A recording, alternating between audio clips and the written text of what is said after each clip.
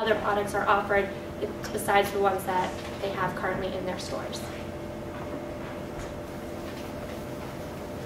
All right, so we are recommending that John Henric enter the U.S. market through high-end boutiques, and also that they focus on the Northeast and Mid-Atlantic regions. The reason that we are suggesting a more focused region for entering the U.S. market is to lower costs of distribution and make it a little bit easier. But we do recommend that the company conduct some primary research in the form of consumer surveys or focus groups in order to best determine which cities would be ideal for market entry. Further, the price will be standardized within the U.S., adjusting a little bit to reflect exchange rates with Sweden, at a slightly lower price point than equivalent U.S. competitors. So about a price point of a shirt might be $90 to $120 by comparison to competitors, a little bit lower, but high enough to maintain its quality as well as the integrity of the brand image. To talk about the advertising, we are targeting the millennials, which is a subset of people who are more technological savvy. So they're highly integrated into the social networking sites such as Facebook and Twitter. So we will definitely pursue advertising here in the beginning. We've also noticed that blogs are very influential in the fashion world. So bloggers themselves have reached celebrity status. So if John Henric is to be mentioned in any of these blogs, it would help reach a larger audience. And further down the line, we would pursue print advertising. It's very expensive, but if we're able to do that, we would like to target publications such as GQ or Esquire, because these are magazines that kind of would encourage the lifestyle that we imagine that the John Henric consumer would be pursuing. So in conclusion, John Henric is an affordable luxury European, John Henric is an affordable luxury European brand, and for the U.S. market, it's targeted at young, image-conscious professionals that have discretionary income. We suggest entering the U.S. market through boutiques using an export management company, and also to limit the initial market entry to the Northeast and Mid-Atlantic region of the U.S. Further, we suggest online advertising to really appeal to the target demographic. And finally, we suggest that John Henric conduct primary research in the form of surveys and consumer focus groups to identify the optimal cities for market entry. Okay, thank you very much.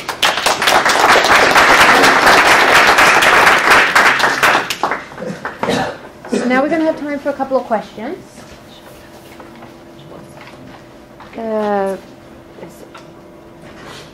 Okay, so go ahead.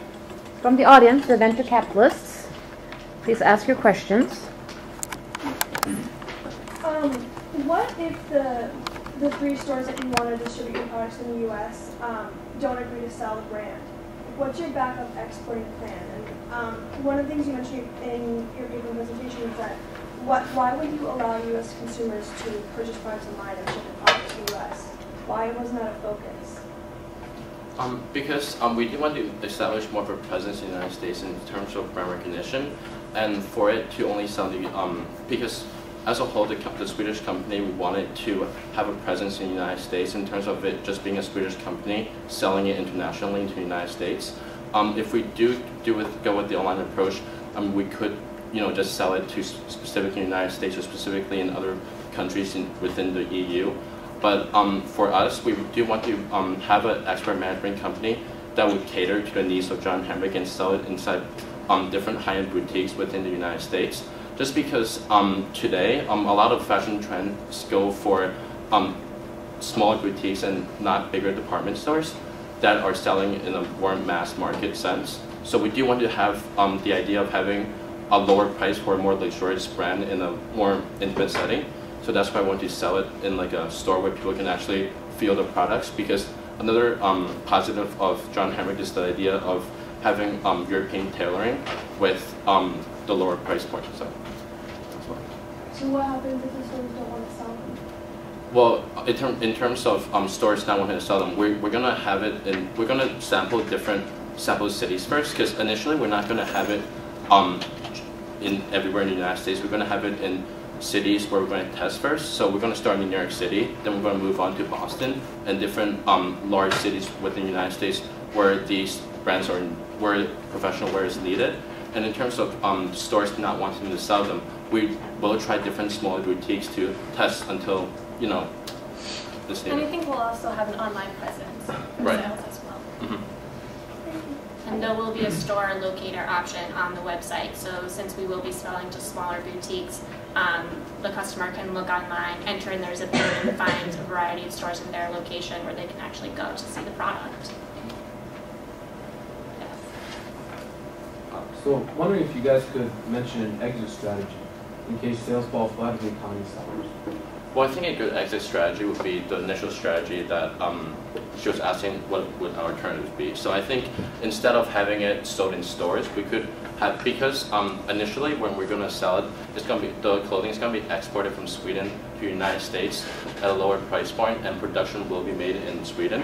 So since that is the case to begin with, and we're going to be shipping all these clothing to these stores in the United States anyways, we could have an exit strategy where we're going to gradually have our presence more on the internet so that people could directly buy from the internet. So. And also, if I could, the export management company was something that we kind of gravitated towards because it eliminates John Henric from having to put substantial investment into this market.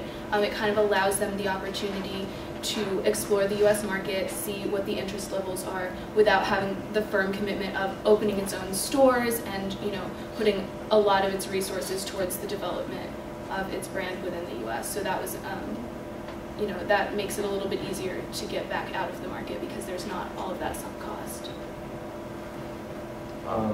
One of the things you guys said was that you wanted to like keep the idea of like the Swedish image and like the Swedish style of clothing. Are you at all worried that by selling them in like basically stores that you don't have control over, that they might change the image of your brand, or like you won't have much control over the way people portray it in the store itself?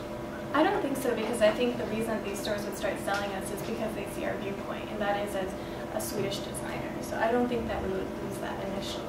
And also in the product knowledge book, there are suggestions for how things should be put together, and we could also suggest ways that our product is displayed, saying that, I mean, in all major companies essentially today, merchandisers put together a storefront and send pictures to the stores. So we could essentially do that to make sure that the way we want our product to be portrayed is actually being portrayed in all these boutiques. Yes. I was just wondering, are there already many successful export management companies already established in Sweden, or is John Henric going to have a limited, choice options? And also, what are the guidelines that you'll be using to assess the attractiveness of each of these different EMCs? I think one of the things that we had talked about relative to EMCs was when we were talking about the positives and negatives of our strategy, was how much they could bring to the table in terms of marketing expertise within the U.S., how well they really know not only the U.S. consumer, but specific to fashion, specific to that really small industry, yes, and our target group.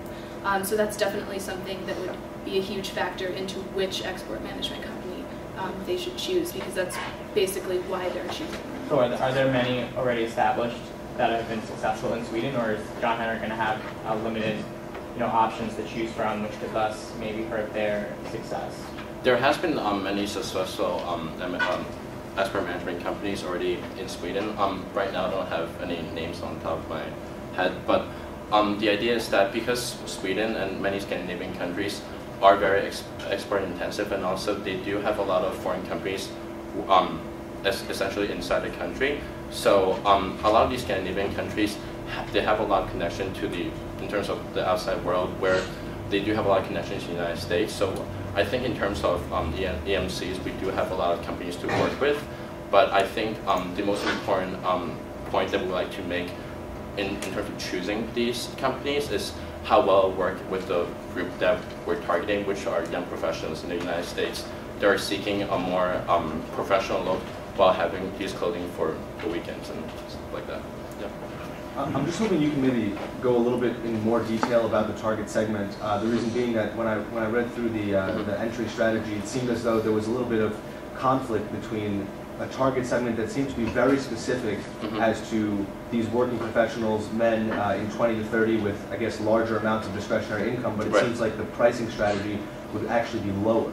So what's kind of, I mean, why focus so specifically on, you know, big spenders when you're looking to price at a lower product? Well, the interesting about the reason why we've actually focused a lot on these big spenders while having a lower price point is so we can make fashion more affordable for everyone. Because essentially, the group of people that we're working with right now is 20 to 30-year-olds. They are very big spenders, and they know their products and they know the quality.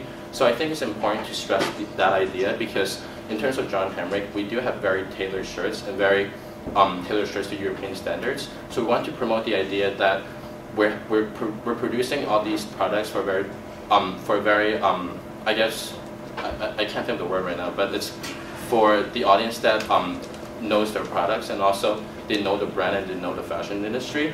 It's for people that are very fashion conscious, but at the same time for lower price points, so that it's accessible for people in that group, and also people that can afford usually clothing like, let's say, made by J. Lindbergh, which is at a very high price point. So that's also why we have that. We're hoping to place it as an affordably luxurious brand, so it isn't going to be as expensive as J. Lindbergh with shirts priced at $195 a piece, but it's not going to be the H&M where you can get a shirt for $20. But then have low quality. Right, it's affordably luxurious, so it is a high quality and it is like a great product, but it's not going to be up in the top tier. If it helps as a price comparison, the price that we're suggesting is kind of in between J. Lindbergh and J. Crew. It's kind of, it splits the difference in there. So. Okay, thank you very much.